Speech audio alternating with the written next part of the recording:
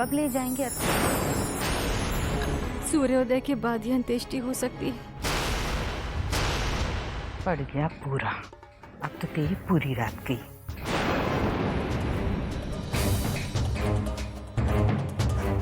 माँ अगर आप घर जाना चाहती हैं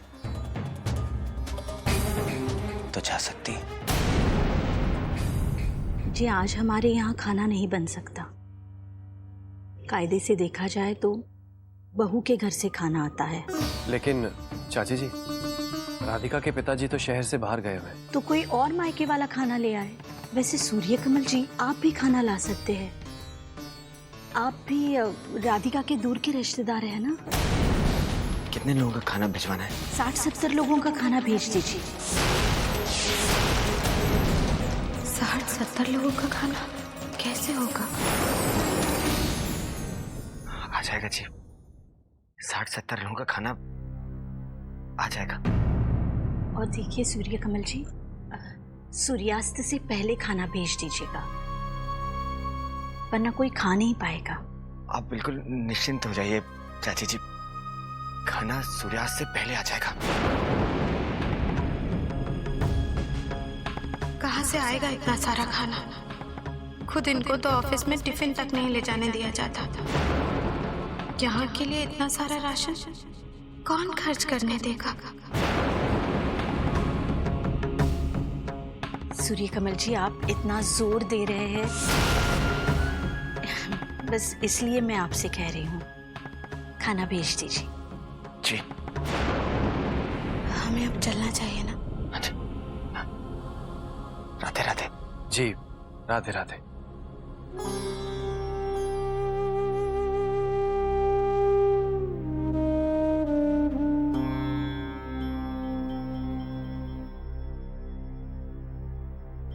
अभी तो पंडित जी से भी बात करनी है। मैं अकेले क्या क्या करूंगी?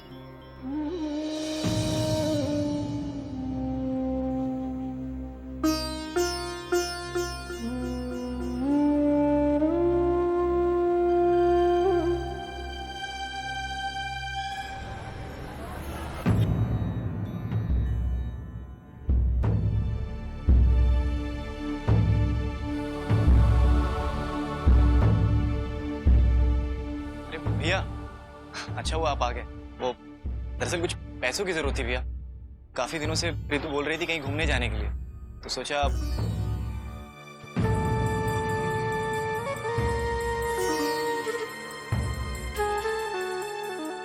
जिस हिसाब से भाभी जी ने सबके काज निभाए हैं, उसे देखते हुए उनकी काज निभाने के लिए कम से कम 60-70 लोग तो आ ही जाएंगे।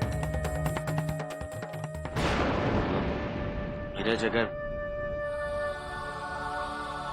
मैं तुम्हें पैसे ना दे पाऊं आज तो चलेगा क्या? अरे ये क्या कहेगा, ये बेचारा ठहरा परबस। खूब जानती हूँ और समझती हूँ, आजकल छोटे भाई को पैसे देने में क्यों तेरे हाथ भारी हुए जा रहे हैं। अरे नहीं नहीं माँ, ऐसी कोई बात नहीं है। मैं तो बस कुछ सोच में पड़ गया था। अब ये ले, जा घुमा ला रितु को। थैंक यू भैया।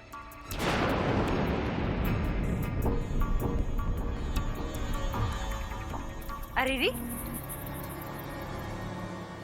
तू कहाँ चली? सारा घर अशुद्ध करेगी। यहीं रुको तुम दोनों, मैं गंगा जल लाती हूँ।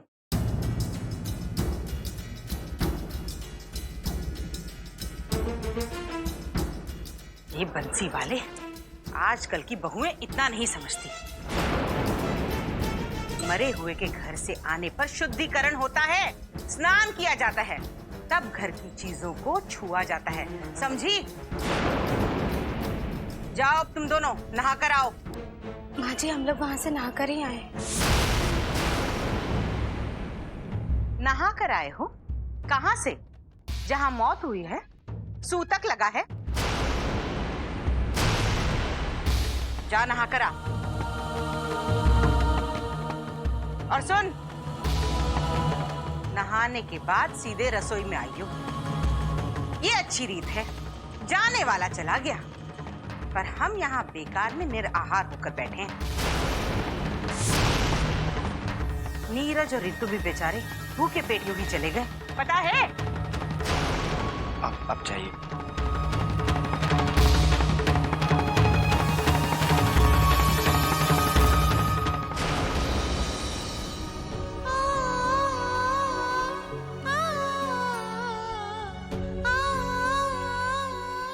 आज तेरे हाथ का हलवा खाने को बहुत मन कर रहा है प्रीति।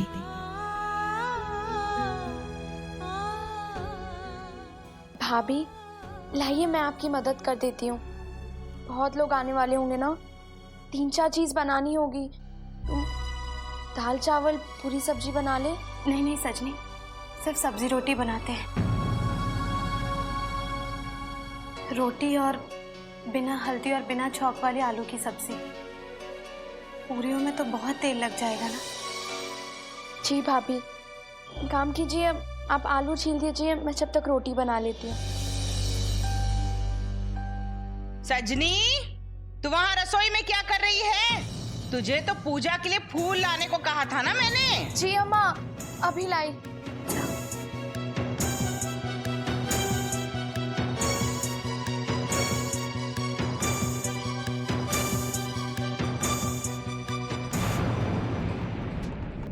पड़ गया पूरा।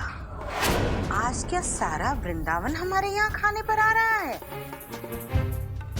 नहीं माँ जी, वो चाची जी ने कहा है कि आज खाना हमारे यहाँ से वहाँ जाएगा। वहाँ तो बन नहीं सकता। तो बेटी के घर का खाएंगे? और इतना खाना?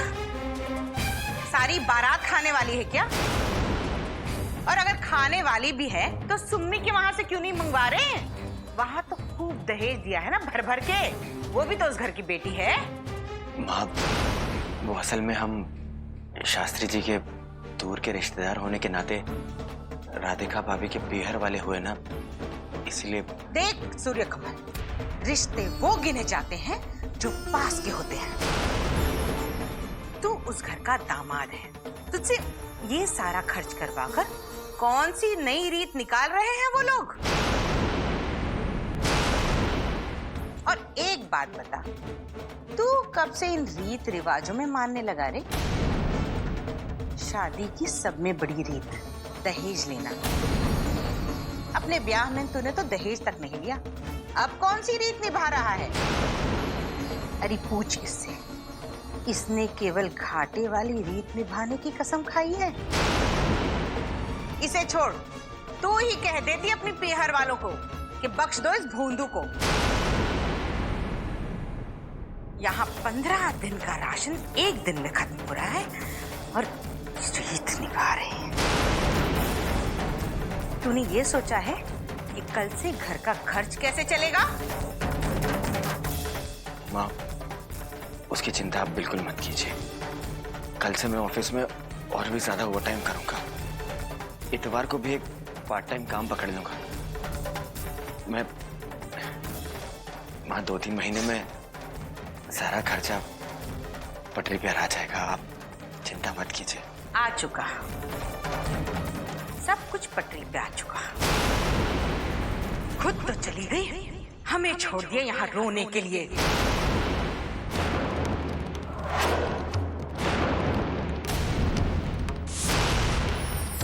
सास के गुजरते ही सुर पंचम में पहुंच गया तेरी बीवी का।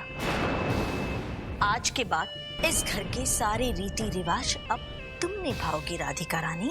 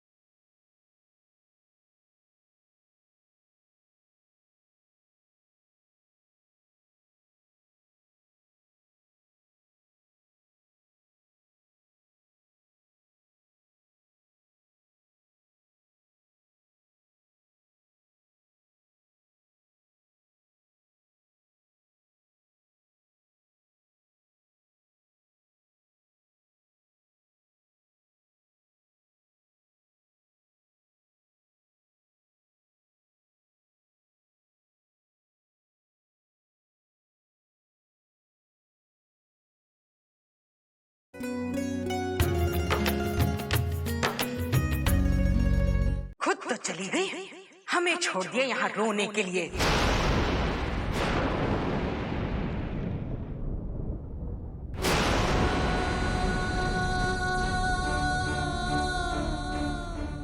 खुद तो चली गई, हमें छोड़ दिया यहाँ रोने के लिए।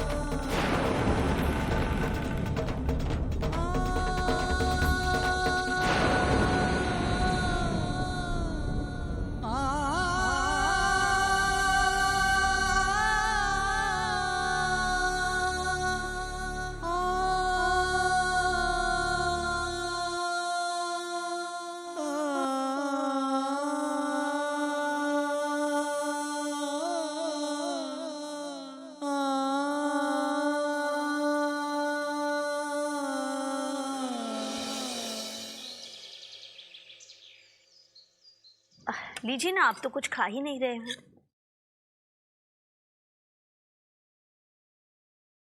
चाची जी, हाँ,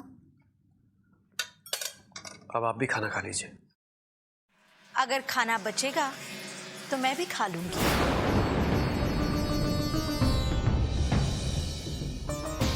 प्रीति,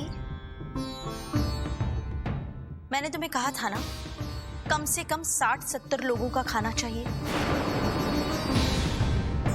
अगर थोड़ा सा खाना बचता तो पंडित जी को भी दे देते। ऐसे पूरी दक्षिणा देना भी कोई देना होता है? चाची जी प्लीज थोड़ा धीरे बोलिए। आप तो जानती हैं ना कि प्रीति दोपहर तक यहीं पर थी, और फिर आप ही ने तो कहा था कि खाना सूर्या से पहले यहाँ पर पहुंच जाना चाहिए। अभी से घर पर जो भी मिला वो वही बना कर ले आई। इतने कम समय में वो कहाँ बाजार जाती और खरीदारी करती। और फिर इसके घर की हालत तो हम सब जानते ही हैं ना। अरे वाह, सास के गुजरते ही सुर पंचम में पहुंच गया तेरी बीवी का।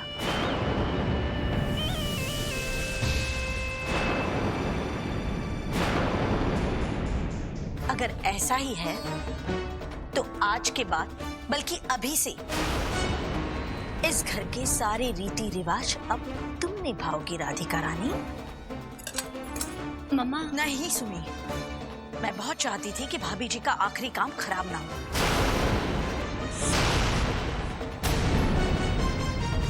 लेकिन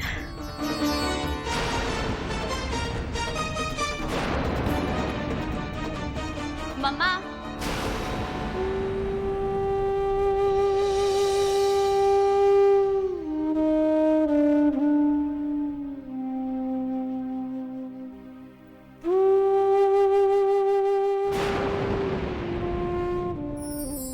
वो तुम्हारी ताई जी थी, बीमार थी, मरने वाली थी, इसलिए मर गई। बस कीजिए ऋषि प्लीज।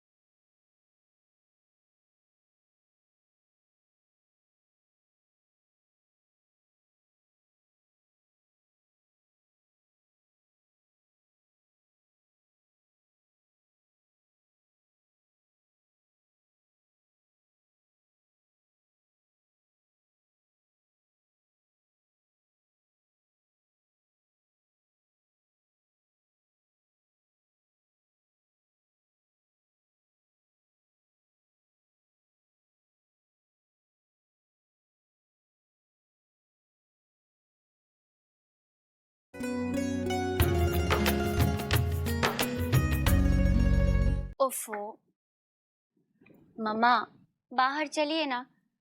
आप क्या किसी बात का बुरा मान के बैठ गए? क्यों? वो बहू होकर इतना कुछ कह सकती है और मैं बुरा तक ना मानूं? चाची जी, देख विनय, अगर तू अपनी बीवी की तरफदारी करने यहाँ आया है तो चला जा यहाँ से। चले जाओ बाबा, चले जाओ।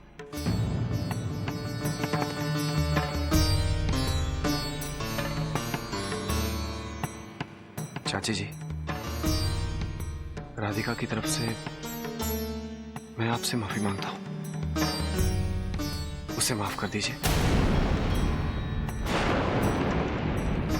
चाची जी,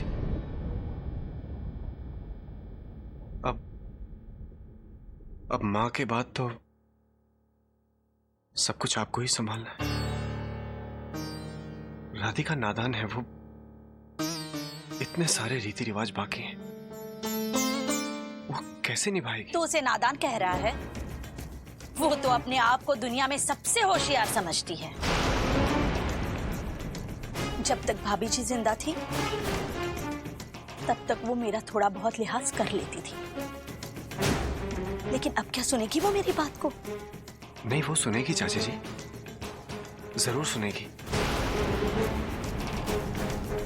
मैं कह रहा हूं ना आपसे। अगर तुम कह रहे हो तो उसे माफ कर दीजिए ना, प्लीज। ठीक है।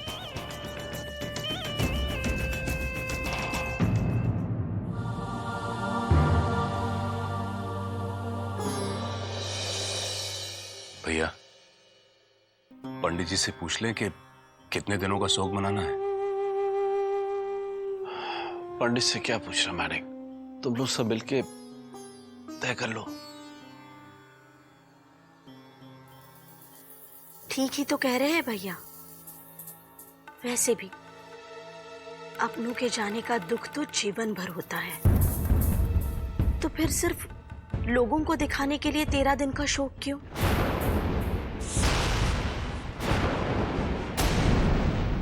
जैसा जमाना वैसा निभाना।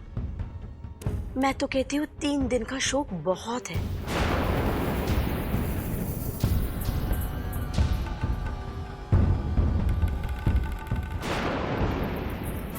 तीन दिन में सब कुछ निपटाकर गंगा नहा लो। कैसी बातें कर रही हो? सिर्फ 3 दिन का शोक? और नहीं तो क्या। देखिए, आप फिर से गलत मतलब मत निकालिए मेरी बात का। वो तो मैं सब कुछ भैया के लिए बोल रही हूँ। 13 दिन शोक मनाएंगे तो 13 दिन मेहमान यहाँ आकर बैठेंगे, खामखा भैया को रुलाएंगे। और प्रीति और सुमी रोज रोज यहाँ आकर नहीं बैठ सकते ना, उनकी भी नई नई शादी हुई है।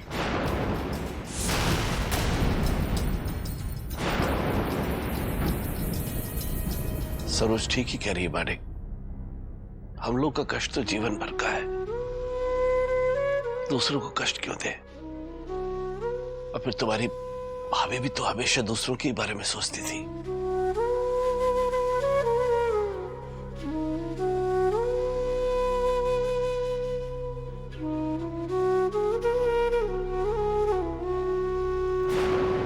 कौन 13 दिन आने जाने वालों के साथ बैठकर भाभी जी की बातें करी? ऐसी थी वो, वैसी थी वो। नहीं, ये ठीक नहीं है ऋषि। आपको वहां आना चाहिए था। वो मेरी ताई जी थी। आप ऐसा कैसे कर सकते हैं? अरे यार, कितनी बार कहूँ तुमसे कि मैंने तुम्हारी मम्मी जी को मैसेज कर दिया था कि मैं नहीं आ पाऊंगा। और वैसे भी मॉम डैड और तुम तो थे ही ना मुझे रिप्रेजेंट करने के लिए। क्या फर्क पड़ता है कि एक इंसान नहीं है? आपके लिए मेरी भावनाएं कोई मायने नहीं रखती ना ऋषि। आप जानते हैं ताई जी मेरे लिए क्या मायने रखती थी।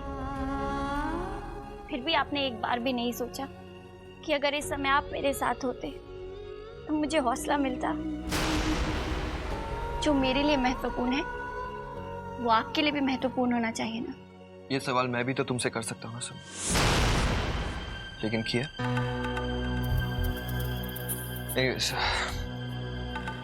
तुम्हारी ताई जी, god please bless her soul. वो तुम्हारी ताई जी थी, बीमार थी, मरने वाली थी, इसलिए मर गई। बस कीजिए ऋषि प्लीज। अगर आप किसी के लिए अच्छा नहीं बोल सकते तो कम से कम बुरा मत बोलिए। It's okay, alright, cool down. इसमें चिल्लाने जैसा कुछ नहीं है, और कोई मुझ पर चिल्लाए ये मुझे बिल्कुल बर्दाश्त नहीं है। Get that straight to me.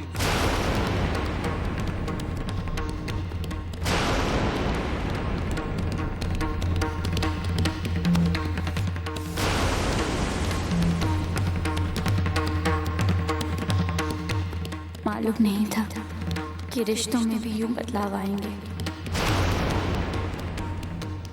इस तरह की कंपनी और इस तरह के माहौल में साकी पैमाना अपने हाथ से देने की बजाय अगर अपने हाथ से पिलाए तो नशा दुगना हो सकता है।